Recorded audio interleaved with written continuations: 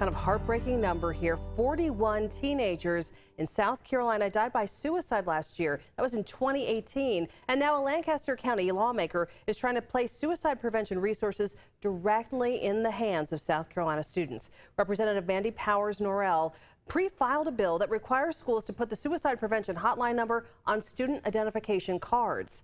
That, according to the state's child fatality report, suicide made up 81% of the deaths for our youth ages 11 to 14. So many students, so many young people seem to be committing suicide lately. There's been a trend, and it's a heartbreaking trend, and I don't know exactly where it's coming from. I mean, I have theories like everybody else, but, we can't deny the fact that it's happening. If this is passed, it would go into effect July of 2021 and would not require schools that do not use the ID cards to start issuing them. The number for the National Suicide Hotline, by the way, is on your screen right now. If you need that resource, it's 1-800-273-8255. We also have local resources and the hotline on our website, WSPA.com. Stress is a real and serious problem, not just for teenagers, but for everyone. And in today's 7 Health Minute, Jeremy Roth helps you identify the symptoms of stress and how you can deal with them. Stress is your body's reaction to a trigger or experience, but you don't have to let it ruin your day or your life. The National Institute of Mental Health has 5 things you should know about stress.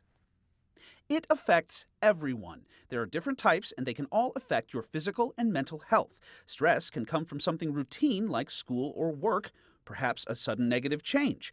It can also present itself as traumatic stress from a horrific event. In some cases, stress can trigger our fight or flight instincts. In other instances, it can motivate you when completing an important task.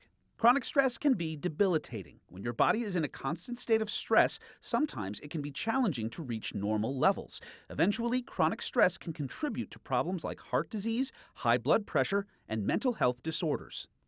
Be observant of your body's response. Talk to a healthcare provider. Get regular exercise. Partake in a relaxing activity. Write down your goals and priorities. Stay connected to others. You don't have to tough it out. Stress, especially prolonged stress, can lead to serious mental health conditions, suicidal thoughts, or substance abuse. Find a professional who can guide you through and help relieve some of the symptoms. I'm Jeremy Roth. So if you're feeling more tired than normal today, you're not alone. The American Academy of Sleep Medicine says 45% of adults report feeling unusually fatigued on the day they return to work in January. That makes it the second sleepiest day of the new year. New Year's Day is number 1, with 57% reporting that they're extremely tired or at least somewhat tired.